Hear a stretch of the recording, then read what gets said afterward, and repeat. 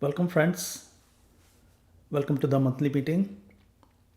I wanted to wish you a very happy new year.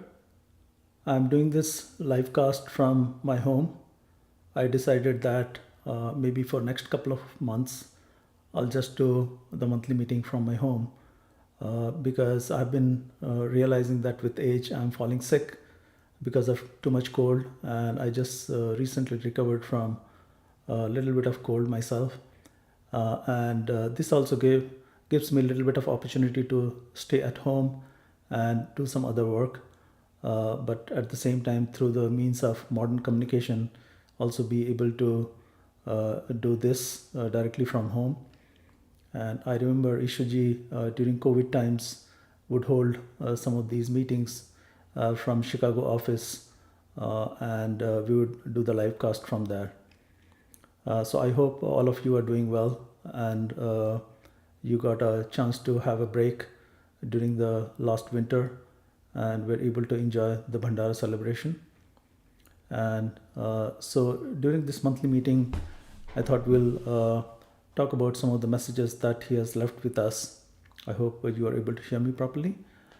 So I wanted to go over a little bit of update on Data Building Committee, where we are in terms of seeing Ishaji's vision come true. And towards that, we have begun the construction work as we gave the update in last Bhandara meeting. And so we were able to commence the construction work due to very fortunate coincidences that happened towards the last winter. We were looking frantically for some construction contractor workers, and we had almost given up our hope. But at the nick of time, something happened, and we found some local workers who were eager to participate in our project. And through grace of Ishwaji, we were able to commence the work. And so we were able to, if you happen to watch over the webcam that we have put on the hill where the construction is happening, you would have seen that we were working on the footings over which basically some of the pillars will go in, and we have wall foundations that were constructed. And so the construction work happened for seems like almost a month, and this was finished right in time before the heavy snow started, and everything was covered up so that the cold cannot penetrate the grounds, and nothing would happen to the work that we have finished so far. And we are eagerly looking forward to resuming the work probably in April or May time, whenever the weather permits.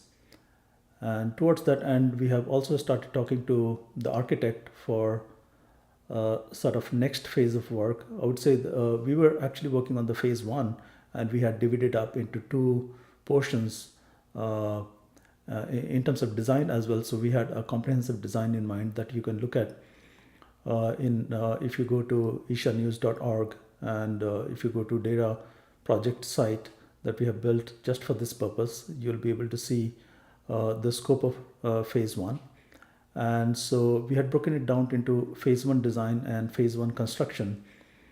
And so phase one design, we had further broken it down into two parts, just to ensure that with the budget that we had at the time, we were able to undertake a little bit of work, that is part one of the work, and do appropriate amount of construction to finish part one of the design. And then we would have, as the money through valuable donations that some of you are contributing towards, as we have more funds in the bank, we'll be able to commence the next part of the design as well as construction. So we have just been talking to the architects to make progress on the second part of phase one design, and we hope that we'll be able to do a little bit of construction work. I'm just saying a little bit, but actually, if you see what we plan to accomplish in this year 2023, you'll see that the building will start taking shape from ground up, and hopefully you'll be able to see the skeleton come up, probably a roof, and we will have a foundation as well done. A slab will be hopefully poured. I'm hoping that we'll have enough money to finish the slab work as well. And in hopefully by end of 2023, you would see a building taking shape. You'll be able to see maybe the walls come up, and so we'll be making significant progress this year, and hopefully next year, assuming that we have enough funds, we'll be able to work on the dome.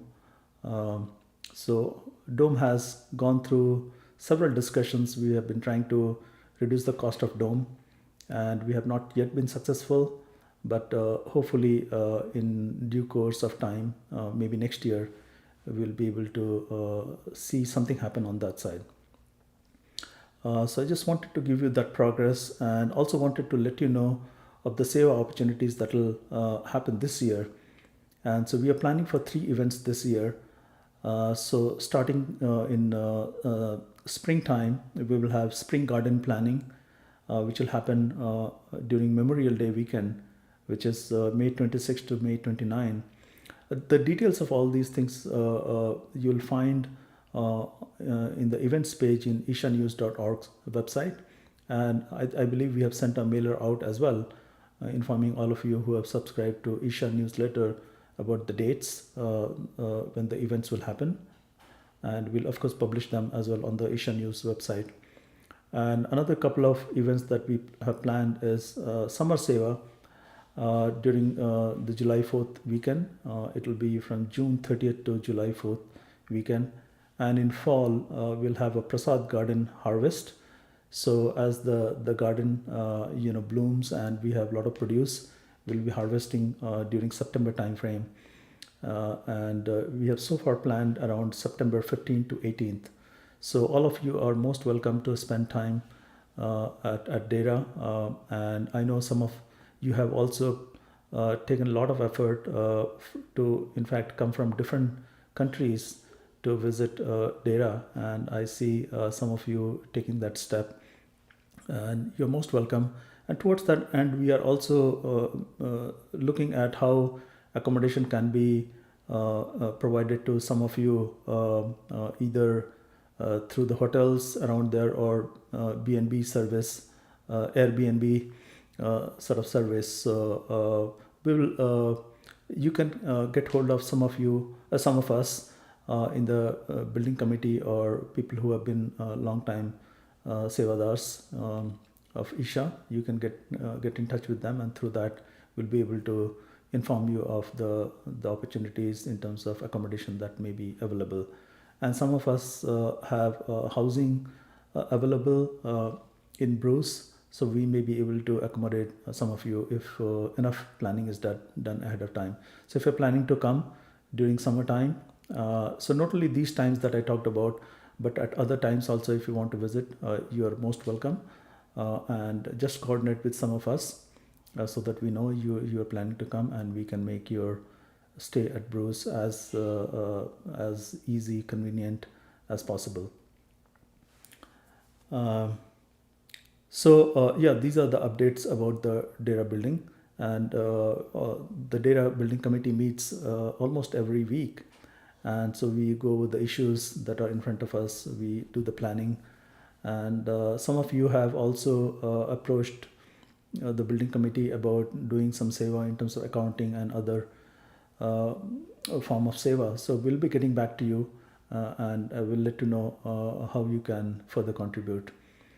And I also wanted to take this opportunity to thank many of you who have not only contributed in terms of monetary seva, because of which we think we'll be able to make great amount of progress this year, but also physical seva in terms of building a dining hall that we have been working on for quite some time, and various other people who have helped during summertime in constructing the building and cooking and garden seva and various other seva.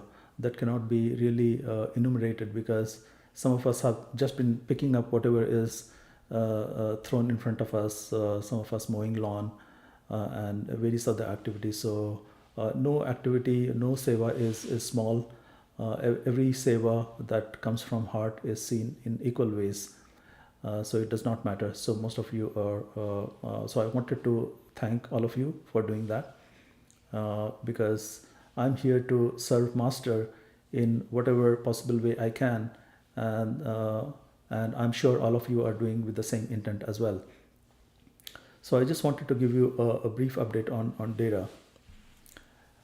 And I also wanted to address some of the questions that I have been receiving in the past, and that has been a recurring theme. So I think I should address this through this medium as well. I've been, although, replying to the mails that I've been getting regarding some of these questions. So hopefully I'll be able to shed a little bit of light on that. So one of the questions that I receive periodically is, who is the next successor? And I'm sure a lot of you have this question on your mind as well. And I believe some of you have also asked in some of the YouTube comments. So to tell you the right answer, correct answer, I do not know who the successor is. Ishwarji never shared this information with me as to who the next successor is. All I know is what the instruction that he gave me. He told me to do this particular seva for him. He in front of a lot of people, he asked me to become chairman for Dera Building Committee, and he thought that I should get involved into seeing that construction is happening properly. For whatever reason, that I don't understand, as to why he would ask me to do this seva. Yes, did I want to get involved with this seva? Actually, no. This was never my intent. I was doing seva sometimes. I would come for different seva events and do whatever little I can. I could at that time, because physically, I don't think I can do much of a seva, and because being with the computer engineering background, I'm not very familiar with the construction part of this work, how to construct a building, what all things are involved. So I'm not at all a capable person in that sense.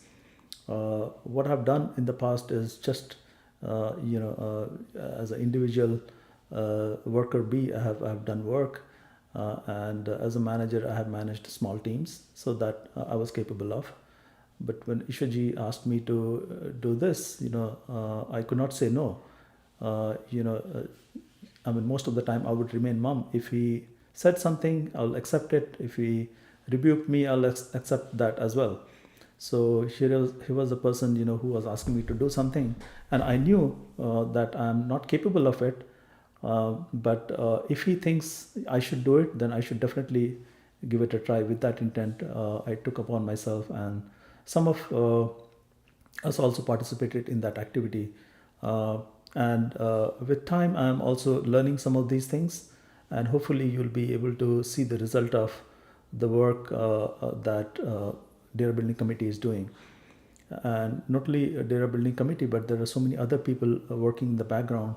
So I'm quite thankful to all of these people participating, whose name you probably do not know, and because you only see me, that doesn't mean that there is nobody working as well. So I'm just the face, but there are so many people who are behind this, and as they say, it takes a whole village to bring up a child. Similarly, this is a big effort that is where a lot of people are participating. So I just wanted to give a word of thanks to all of them. So regarding the question of successor, I do not really know who the successor is. And for me, it is, I do not even ask this question, who the successor is, because I know that I have found somebody in Ishwarji that I could not have imagined myself after taking birth that I will meet a person of such high understanding, spiritual understanding, who would answer all the questions that I had in mind. And even though I had so many meetings with him, I really did not ask him any question. Maybe a few questions regarding the technique of meditation and the personal challenges I was having in my life. But I was satisfied just by meeting this person. I do not care about who the next master is going to be, because if I have found a master, my journey has ended, and I believed he was a perfect living master. And there is actually another question that I get frequently is, who is another perfect living master? And my answer is that it doesn't matter who the perfect living master is. Ishwarji himself said that you don't need to search for a perfect living master. You don't need to look into the books. You don't need to follow anybody else. Because if you are a true seeker, and if anybody who tells you that go inside and seek, he's pointing you in the right direction. So, and if you are already initiated by Ishwarji, definitely you have a master. So you can follow the teachings that he has already given you. There's no need for you to look outside. Uh, Master himself used to say that when you have met perfect living master, your search is over. You can just chill, because he has taken upon himself the whole responsibility of taking you back to your true home. And that is your true nature, and that is your true house, home, Sachkhand. So there is no need for people who are already initiated to be looking around and uh, continuing their search, because if you find another person who is also at the same level, who is also a perfect living master, his message is also going to be same as Ishupuri ji. And frankly, I don't have the eyes or ears or internal faculties to say if this person is a perfect living master or not. I don't have that means. I don't have that third eye that can tell me that, okay, this is a perfect living master. And perfect living masters themselves say that they come in the form of Bhairupiyas. They themselves put on the mask that disguises them as a normal person. So as an ordinary human being, it is very hard for us to distinguish if a person has a very high level of enlightenment or not. If we could do that, we would not in fact be searching. If we had that capability, we would straight away go to this person and our all problems would be over. But we are not in that situation. We are constantly struggling, including myself. So I do not know who the perfect living master is, but I know a person who I met in my life who has changed my life completely. I do not think that I was a strong seeker. I tell people that I was actually a part-time seeker, because I was also trying to get ahead in terms of material wealth in this life, and I was very ambitious as well. I wanted to get ahead. I wanted to earn a lot of money. I wanted to have a good life. Wanted to have good family, have good life as any individual, any human being seeks in this material world.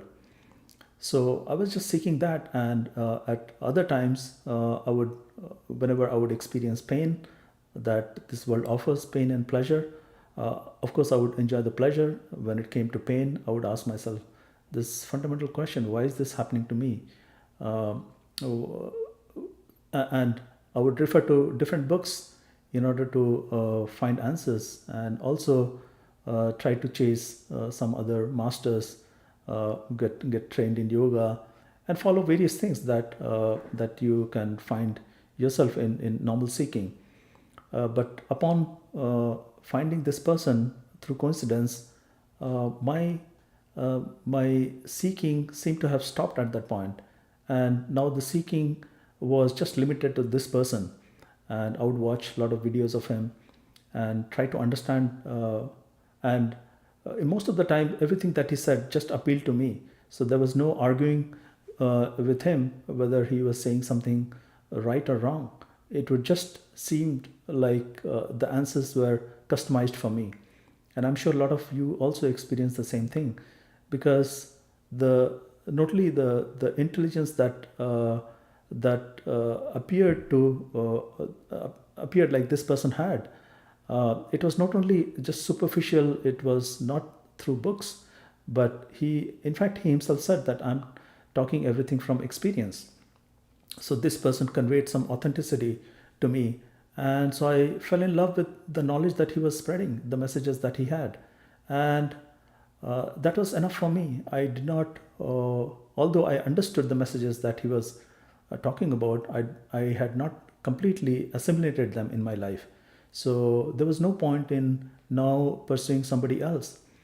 So I would say to people who are asking this question as to who the next perfect living master is, uh, I don't think the answer for me is that I don't need to find another perfect living master, because I believe I have already found one. I do not, as I said, I do not have the eyes to see if somebody is perfect living master. I had the seeking that was satisfied by this person, and that gave me enough answers for me to believe him and believe his message. And I just had to at least follow that and make sure that I'm coming true to whatever he wanted all of us to follow. And so I'm still on my journey. I still try to meditate as best as possible. I still try to offer every service with love and devotion as much as I can. I try to remember the messages that he has given, left for us. And so I do not know who the next successor is, and it is not for me to find out. And if there is a perfect living master, another perfect living master in my life, he would know what my seeking is, and he should come and help me. I don't need to come and go around the world searching him. I just need to seek in my heart. So this is the answer I wanted to give to all of you who are looking for a next successor, because he never told me who the next successor is. He told me various other things, but he never mentioned the word successor. He only wanted a certain seva from me, and I'm sure that doesn't mean that there is no successor. That doesn't mean that he did not ask other people to also do seva for him. If you remember, a great master had so many disciples that went in different parts of the world and did seva for him. Similarly, Ishwaji was also one of the sevadas who came to West to propagate his message, because there were enough seekers in this part of the country who were ready to assimilate the message. They were seeking for somebody to give authentic answers to them. So what matters is whether you are able to follow his message or not. If at the end of the day, if we just look around for people who can satisfy our curiosity, but we don't partake ourselves in meditation or following the actual message that he gave us, then there is no value to the message. And this another person that we find, he will, if he is perfect living master, he will also give the same answer. But if you are unable to follow, then there is no value of that message. You would again, after this person, you will again go on to searching another person. But you have already had the opportunity to find one person who can guide you in the right direction. So I think we should make sure that we are able to implement whatever was suggested by these people who come in our life with lot of experience, and assimilate that and make it a practice to follow whatever they have taught us. An analogy that I like that he gave was, if you wanted to, let's say, go to Hawaii, you would read in some travel magazines that, okay, Hawaii has so many islands, you can go to different places, enjoy the beauty of that place. If you just keep reading about those things, but you would never book a plane ticket and make the journey over there, it will just be a talk. You will never be experiencing what it is like. So you can hear everything about that other place in travel magazines, but it will be somebody else's account. It will never be your personal account.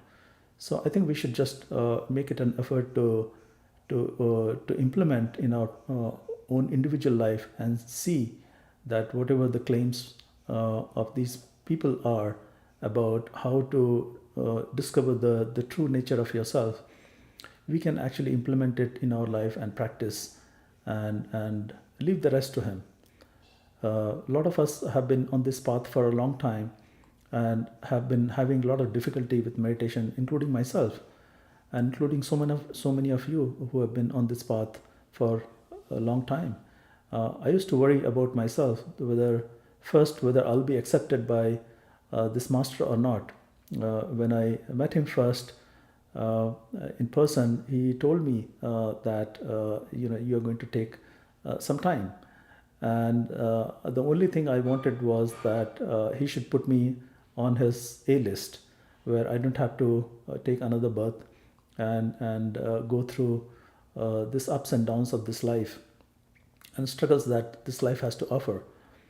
But I wanted to not be born again and let this be my last life of experience.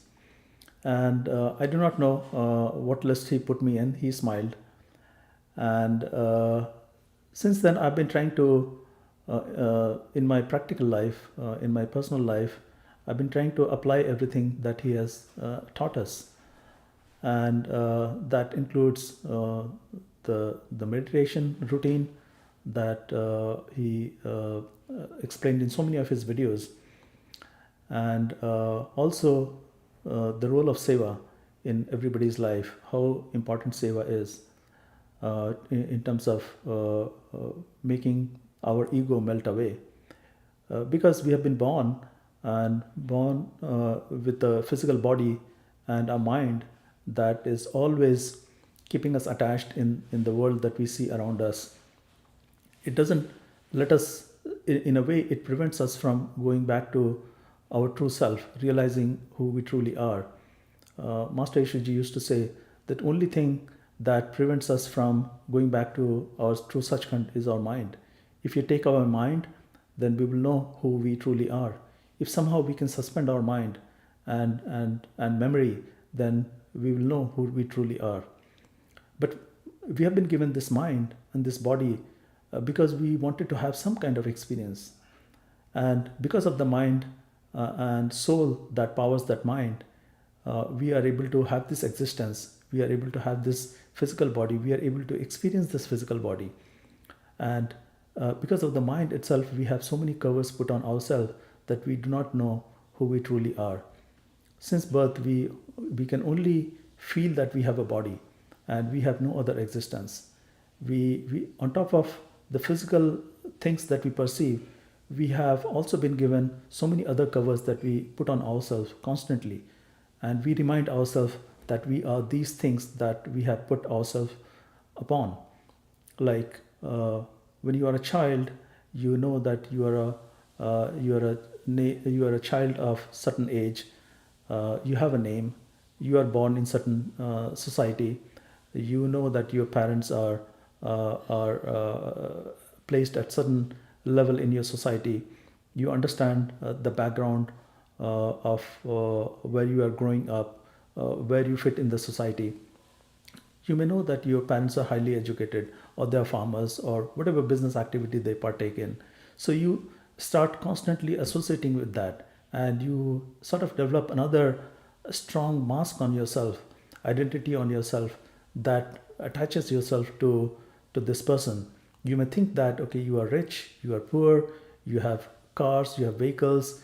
You start associating with these labels, a mask or personality that sort of overtakes you. Not only that you know that you are a physical body with gender, with the age, a particular name, but you start developing other identification with yourself, like you are a rich person, you are a poor person, you belong to certain societal identities, you are born in certain place, so you have regional identities. You are born in a country, so you have identification with the country.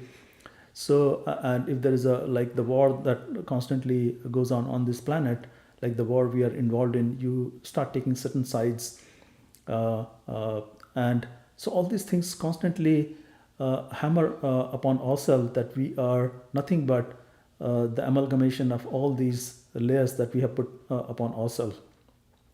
And in a way, these layers also give us a joy, because when you say that, okay, you are a husband, you are a wife, you have kid, you have certain riches, you have certain things, material success in your life, that gives you amount of joy that you are better than other people.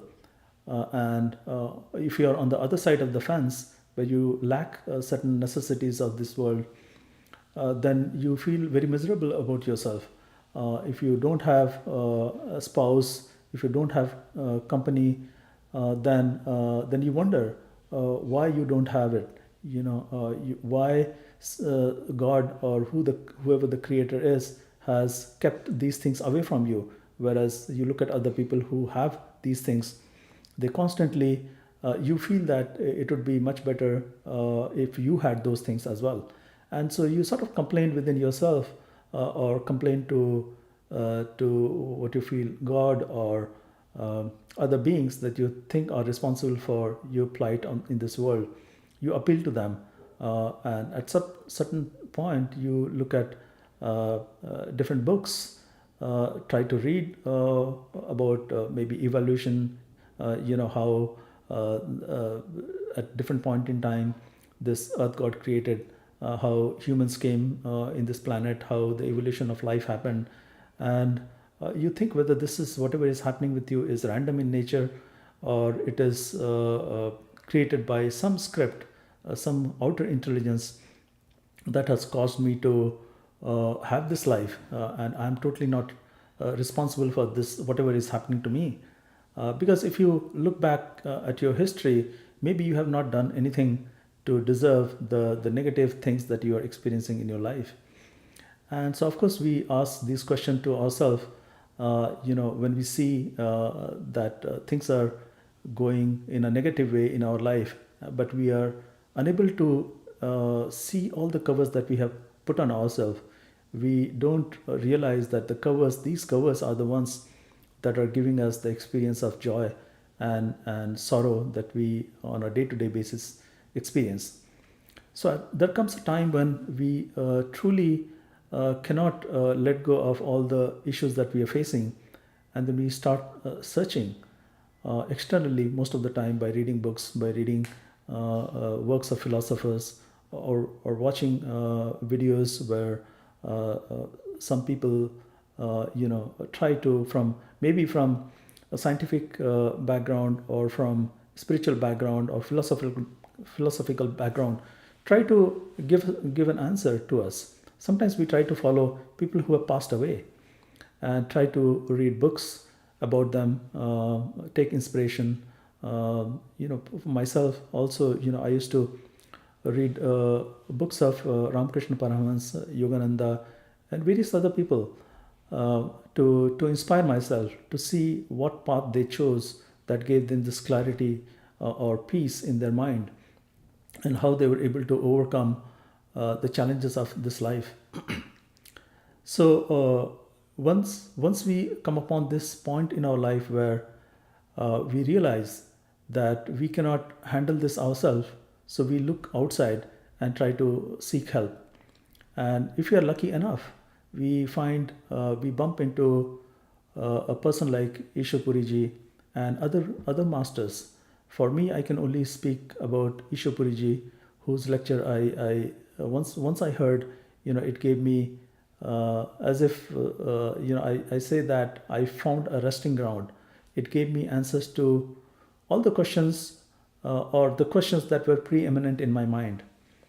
And in fact, for a lot of queries, he used to say that, why don't you go inside and find the answer yourself? Because no matter how much somebody will tell you what the answer is, let's say if you wanted to find out about your past life, and you wanted to find a reason as to why things are happening to you, and why those things are justified, And one of the answers could be that in the past you had, if you believe in the reincarnation, that in past you had done certain act because of which you are facing the negative things that you are experiencing right now.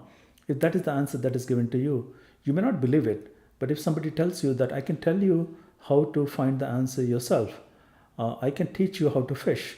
I can't get the fish for you, but if you are taught how to catch the fish yourself, you'll be self-sustained. You will know where to go. So Ishwarji always encouraged people to go inside. I'm talking from my own personal experience. At certain times, I asked him directly certain questions, and he said, "Why don't you ask your master inside? Because if your master has initiated you and taught you how to meditate, you can go inside and find the answer yourself." And he always encouraged in that fashion. He never directly gave the answer on a silver plate to you, because you can always question that answer that anybody gave you. There are a lot of people, trying to take advantage of these fallibility in human beings, because we want a good answer for ourselves. We want to hear positive things always. Our mind only will accept good things about us. I know people who used to go for different kind of reading, and or go to shaman, and shaman would give them answer that, okay, you were a king in the past, you were born at certain places. I knew, looking at the reaction of people who were given these answers, they would be, after hearing this answer, their ego would bloat so much. They would really believe that they were king or queen in the past life. It doesn't matter whether they were a king or queen in the past life. It may be true, it may not be true. But they, in fact, start acting like a king or queen in this life itself, even though they're under severe grief themselves in their current life. So it doesn't really matter. So if you can find the truth yourself by going inside, by following the teachings of Master, then you will find the truth for yourself. So I wanted to just revisit the message that he has left for us, and especially regarding meditation.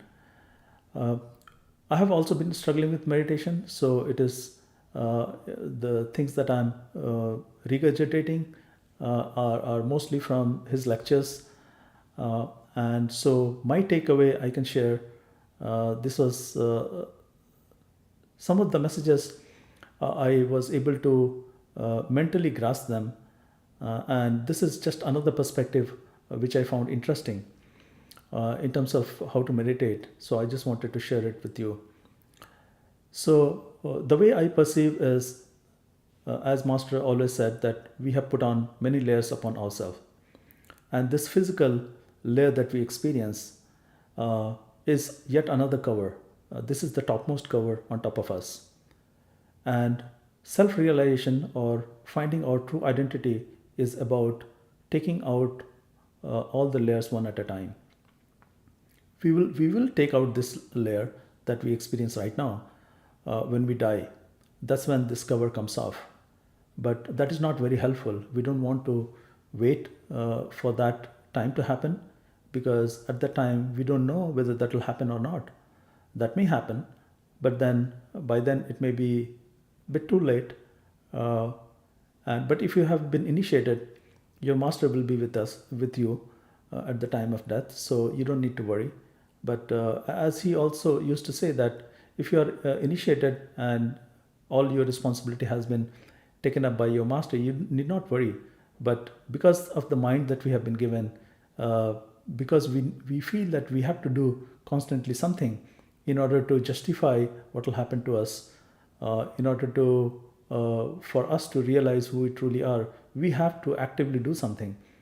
So he recommended meditation, and a way so that before our death we can take off this garment that we have, the cover that we have, that we call physical life, and we may be able to see what is inside us. At least take off one layer so that we can uncover another layer. And so this is just another layer that we are wearing right now since birth, that gives us opportunity to experience this world. And in fact, without the experience that we're having currently, we will not be experiencing everything that we see outside. So when we open our eyes, we see the world around us. You are seeing me through the YouTube or other means. You are employing your vision. You are able to hear me through the speaker, the physical sound that you experience.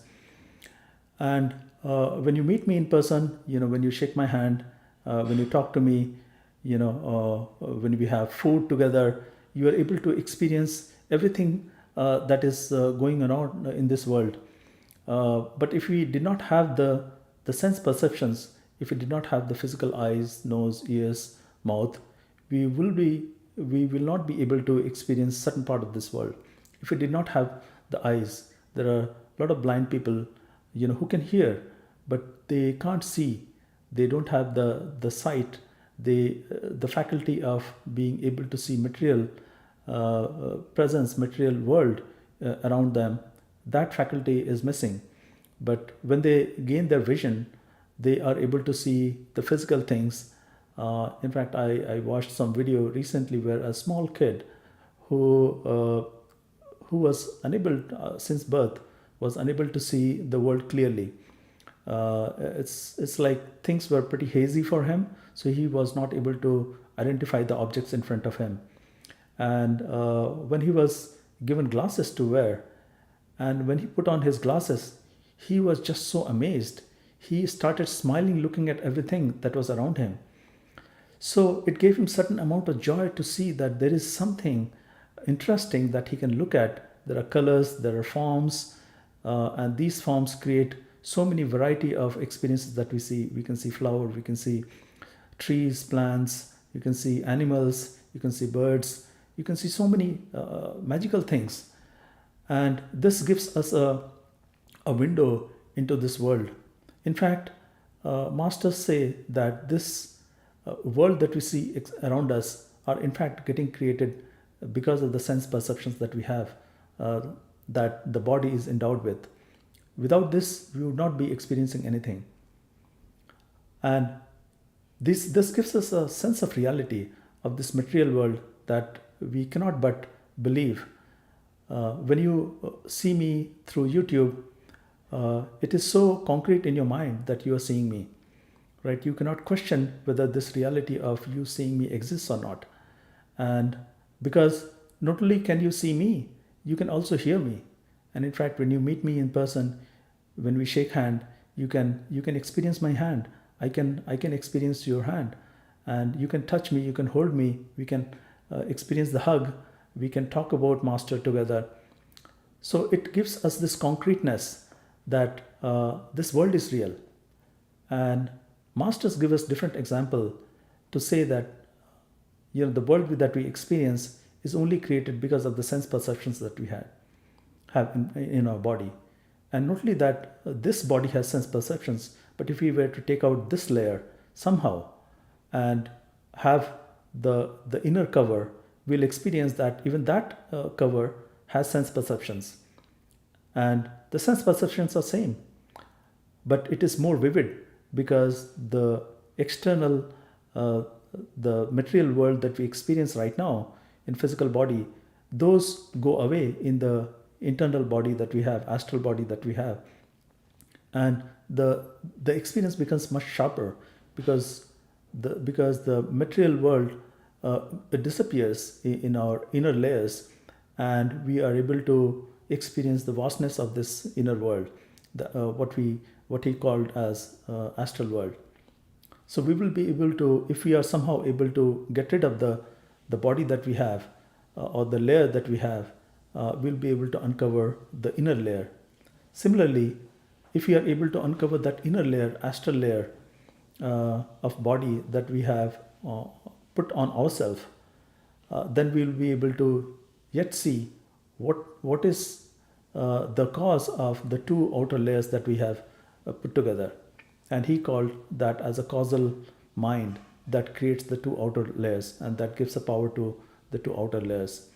And he said that universal mind, the causal mind, is the one giving us the identity that we have in a physical form and in the astral form.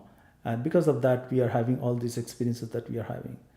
And in the higher form, the higher body that we have, the mind that we have in the pure mind form will be, we only deal with the abstract ideas. He used to give example of chair. A chair is a thing that allows us to sit in one place. The idea of sitting, idea of having body and sitting, that is just an abstract idea. But those abstract ideas are implemented or experienced in the other covers that we have been given. Through astral form, we can experience, because our sense perceptions are still active when we have the astral form. And when we have the physical form, we can experience the material world. We can experience the chair, you can experience table, you can, he used to say that all our perceptions, the fact that we as individual beings, the life or a soul, we can perceive. And we need not perceive in broken ways or multiple different ways. At highest form, we can just perceive and have the knowledge immediately.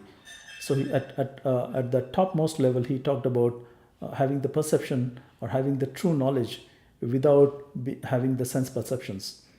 But at lower levels of astral and physical levels, our sense perceptions get divided. We have these sense perceptions of seeing, hearing, smelling, and so on. And that only becomes stronger and stronger at physical level.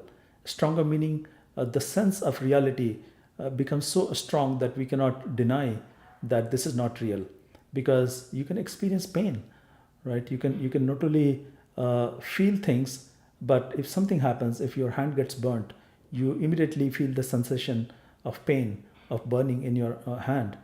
So it gives us an immediate sense of reality. And he also drew analogy with the dream, because why should we say that this is not real? And there is a word in Hindi called Maya, and that means it has been loosely translated in the West as illusion. But illusion is not the right word, because this gives us a sense of reality, yet this is not real. And the analogy masters give us is that when we are having a dream, and he used to specifically give an example of drinking water in your dream. Let's say if you're having that experience and you are drinking from a cup, and you hold the cup in your hand and you take a sip of the water, and how do you say in dream that this is real or not real? Because you are holding the object in your hand, glass in your hand, so you can feel the solidness of the object that you're holding. And when you are taking a sip, you know that you can taste the water, right? You can feel that water has a volume, and you can also maybe when you put the glass on the table, you can hear the sound. So each senses sort of conspire with each other, collaborate with each other to give you this identity of the realness of what you're experiencing. And yet when you come out of the dream state and when you wake up, you are only recalling that you had a dream, but you had the experience of drinking from the cup, you had the experience of holding this glass in your hand, so that you cannot deny. This is the nature of reality that we experience on a day-to-day basis. But we cannot at the same time experience this physical world and the dream world together. If we were in that place, then we will know truly the nature of the reality in its true naked form, right? We would know that this physical body that we are encased in and the dream that we're experiencing, none of these things are real. These are just experiences. But in this form, we know that whatever things we are seeing, the camera that I'm seeing right now, the laptop or computer that you're seeing right now, those things are real. and that cannot be denied, because if you the moment you try to deny it, let's say that you say that okay, these things are not real and I'm not going to care about it, you may have an accident or you may burn your finger. That gives you immediate feedback that no, these things are real, and you cannot just avoid it by saying that these things are unreal. So no matter how many philosophers or engineers, doctors, or scientists may say, in fact, the scientists are now saying that the material world that we experience is nothing but a hologram. So they may claim anything like that, but the fact is that when they experience some negativity or some harm, they cannot deny the nature of this reality.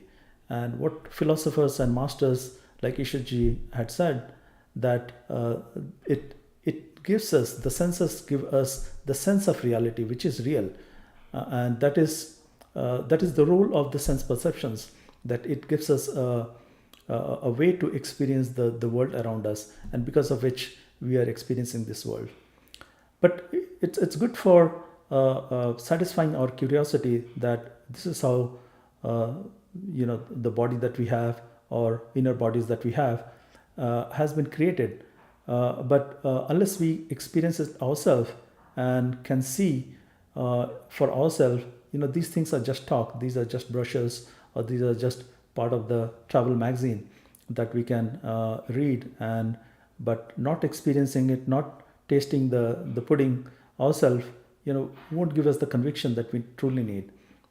So for that, if we can sit in meditation, where if the goal of the meditation is to find true self, and if the true self is encased in our physical body, then the goal is to somehow get rid of the physical experience that we're having right now, and maybe uncover whatever else is there.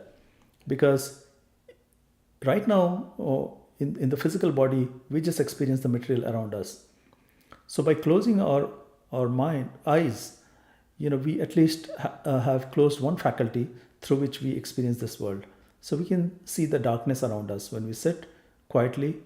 And the reason we sit quietly is that if you're listening to music, if you're listening to some words, sounds, things coming from outside, those things will take your attention outside. And those may be good. If you're listening to music, it may be good in terms of calming your mind down. If that was the objective of your meditation, that you wanted to find some solace, you wanted to find some peace, and that was the only thing you were after, then you can listen to some very beautiful melodious music that is generated through external sounds. You can hear some recording, you can hear some opera or various other songs or music, and because that will absorb your attention and it will keep it single focused. You'll forget all the other things that are going on in your mind. I remember this story in Mahabharata, the epic Mahabharata, where there are Pandus, 5 brothers, who have been asked by their teacher Dronacharya, who was teaching them archery. And so he wanted to test them whether they have learned the lesson or not. And so Dronacharya wanted to test all his disciples, Pandus, who were 5 brothers, to see if they have truly learned the lesson that he has been teaching them in terms of how to master archery. And so he put them through a test, and he hung a fish on a tree, and the objective of the test was to hit the eye of the fish with a bow and arrow. And so he called brothers one by one. He started with the eldest brother Yudhishthir, and asked him to take a aim at fish's eye. And and he asked Yudhishthir, "What do you see?" And Yudhishthir said, "I see the tree, I see cloud, I see fish's body, I see it's hanging, And the Dronacharya, who was the teacher, he said, okay, you are not yet ready, go back. He called another brother, he asked the same question, he got similar answer. And at the end, it was Arjuna's turn, and he asked the same question to Arjun. And Arjun said, I see only I don't see anything else. And so this example, I think Ishwarji had mentioned it once, probably not with these names. Uh, but emphasis was that the power of attention that we have been given, power of concentration that we have been given, because of which we can gain knowledge about certain things and forget about other things. So, us being a conscious uh, entities, or we are conscious being, we are conscious of things around us, but our ability to be conscious is sort of spread in a spectrum where we can focus on particular things. And because of the nature of focusing our attention on particular things, we at the same time we tend to defocus from other things. And so he used to give example of musical instruments playing, and if you focus on certain musical instrument, somehow you feel that the amplitude or the loudness of those musical instrument increase, whereas you stop hearing other instrument playing in the background. You might have also experienced while driving a car or talking to your friends, if you are engaged in some mental conversation with yourself, or you're thinking of something, you're distracted, then you won't know what's happening around you. If people are trying to have conversation with you, or if you're driving, in my personal experience, when I'm driving and I'm engaged in some thought, let's say I met Ishwarji, and this quite often used to happen with me.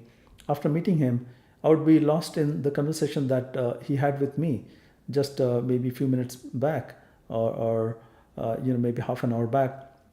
And so if I'm driving for a long time, let's say this used to happen after meeting him in Bruce and going back to Minneapolis airport, when I would drive for hours, I would be lost in the thoughts of him meeting me, and the conversations that he had with me sort of going on like a tape playing in my head.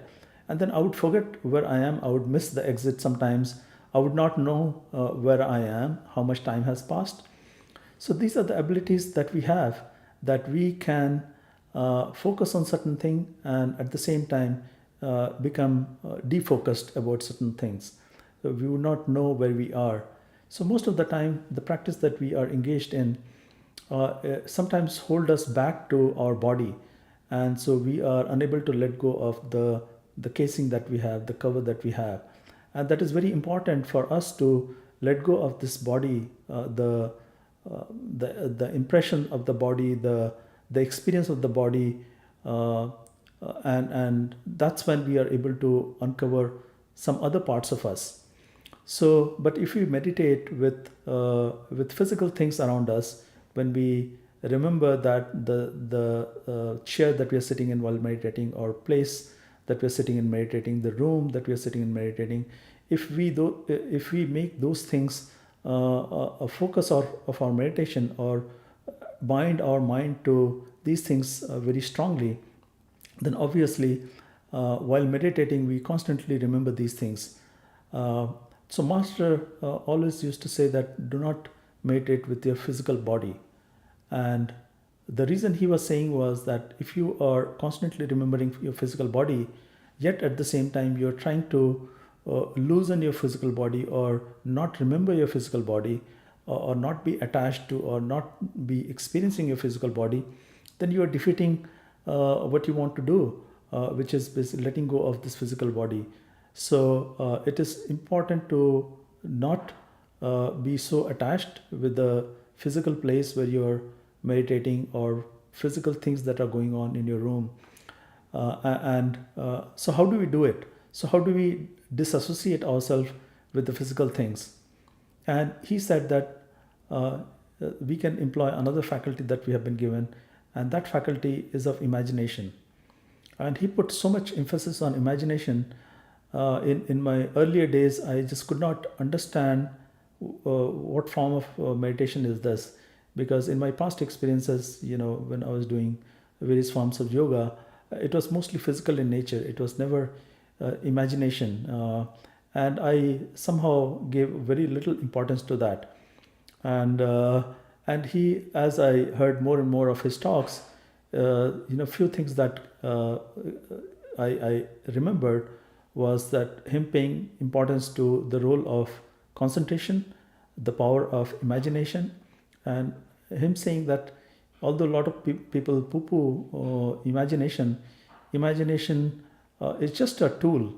What we imagine may be imaginary, but yet it plays a very important role in meditation, at least in the meditation that he was talking about.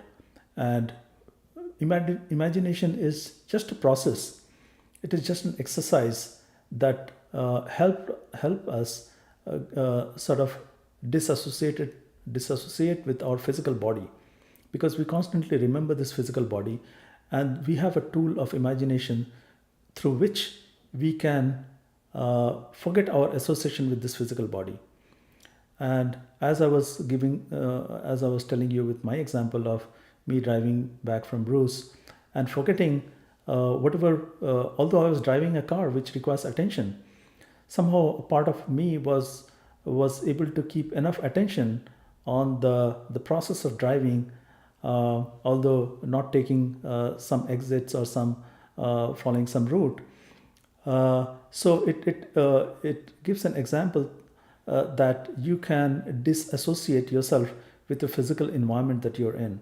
So similarly, if you are engaged in some thought, which is a process of imagination, you're thinking that, let's say you are having a conversation with Ishwarji in a particular room, and you have constructed your room to your heart's content. He used to give example where you have a tray in front of you on both your sides, and you place certain drinks and certain snacks on both sides. So you are employing in a process of imagination, and because of that, since you are actively, your attention is participating in creating these whatever you are imagining. You are trying to see through your imaginary faculty, if you were to call it imaginary, a faculty that is imagining various things. Maybe you are imagining a flower, maybe you are imagining a snack, maybe you are imagining a drink, and you are trying to employ your other senses as to how the snack looks like, how it tastes like. If you remember, Ishwarji used to have this exercise where he would ask you to imagine that you are a glass bottle, or your body is made of glass and it is very fragile. And slowly he would ask you to fill it up with the orange juice. So he used to call it orange juice experiment.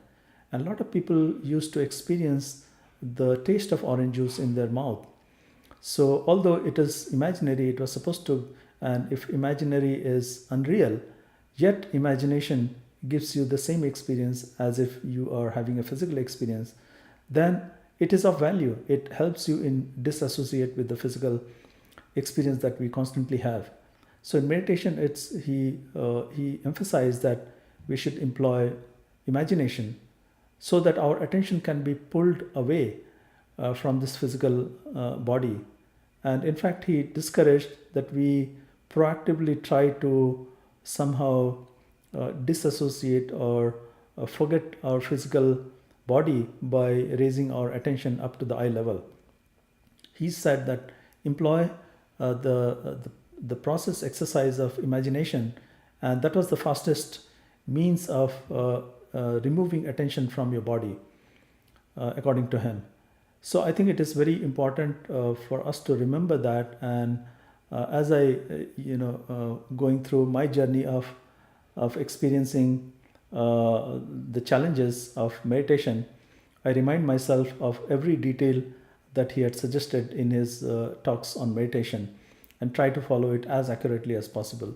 So I know myself have been on the wrong side, because I know the mistakes that I have made in my own life. And so just wanted to share this a little bit of the importance of imagination. And I know before meeting Ishwarji, when I used to go to bed, I would try to put myself to sleep by imagining things, and as a result of that, I would go into maybe a sort of dreamlike state where I'm floating in imagination and things are automatically happening. And so I could imagine at the time that I'm maybe in a garden, or I'm swimming somewhere, or I'm sitting in a train going somewhere watching a scene. And then the fact that I'm engaged in that would unreveal or reveal a completely different part of the imagination. And I would in a way, it would shut off my mental processes. So as most of you realize, that mind is the one that sort of keeps us attached to this physical world and doesn't let us go inside. So I used to employ this technique myself, where I would just imagine things. Because of that, I would not be bothered by things that are going on in my physical life, and which were sort of hampering me from going to sleep. Because sleep is the time when these things would bubble up, for me at least. And I wanted to sort of balance them with something else. I wanted to maybe chant something to keep the mind quiet. And so a lot of us have faced this difficulty that while meditating, a lot of thoughts will come up in our mind, and it becomes a lot of struggle trying to quieten some of these thoughts. If you put down one thought, something else comes up. And as master used to say, with the example of a lady who was trying to find a needle.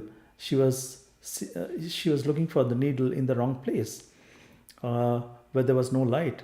And as she was looking for the needle in complete darkness, a stranger came and asked her, "Where did you lose your needle?" And the lady said that, oh, she'd lost the needle in her house. Yet she was looking for the needle somewhere outside the house. And he said that, if you lost the needle in your house, why don't we look inside the house? So similar is our situation. We are trying to sit for meditation, but our thoughts are running around all over the place, and yet we are saying that we are trying to meditate. So it's very important that we engage the faculty of imagination that we have been given, so that our mind can be rolled back, all the different thoughts that are cropping up. It's a so I won't say that I'm fit in meditation, and I'm the one who should give you any preaching about meditation. But this is something that as I'm going through this journey, and I'm trying to do this seva, I'm sharing with you some of the important things that clicks to me, and which I have not given enough importance to. I thought that, okay, I was a meditator even before meeting Ishwarji, and I could, it will be not a big deal. But here I am, still struggling. And similar to a lot of people who face this challenge. So, as a friend, I just wanted to suggest to you to keep imagination, employ imagination as one of the highest priority, to be able to see how you can disassociate with your physical body, and which will hopefully be this process of imagination. Although it's imaginary in the beginning, you are imagining things, circumstances, yet it is able to withdraw your attention from this physical body. And that is the sole purpose of meditation, that you withdraw your awareness of this physical body, so that you can see what else is there. And the moment we are able to take this encasing away, then we will know that there is something else that we need to work on. And slowly we can repeat this process, and imagine with the other body that we have, and then we'll be able to yet uncover what is inside. So I just wanted to share a little bit of things that I find that becomes a bottleneck or an issue in our meditation, and wanted to share with you. And I hope to be able to see you all maybe next Bhandara, Great Masters Bhandara, April 2nd. I'll see if I can make time to be there in Chicago for at least another month. If not, I'll be doing this for another few months till I see you next during the Bhandara time. Thank you so much for patiently listening, and I'll see you again next month. Thank you.